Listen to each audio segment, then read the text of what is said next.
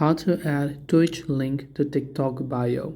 Now to add a Twitch link to TikTok bio, first I will simply go to my Twitch link and go to my channel and I'll copy this link. Now I'm assuming you already know how to do this. You can just share whichever link that you want, right? Whether it's a channel link or your stream link. In this case, I'm using my channel link.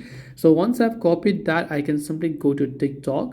Then I can just simply go to my profile page. Once I go to my profile picture, then here you can see this option called edit profile.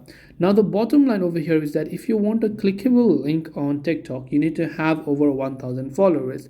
So when you have over 1000 followers and then you go to the edit profile, you'll find a new option called website. So when you paste the link inside the website section, then that link is going to be clickable. But when you paste the link inside your bio, this link will not be clickable. But if you have over 1000 followers, you will have enabled a website feature here, which you can just paste the link on, and then you will be able to go ahead and then add a clickable link to your TikTok bio.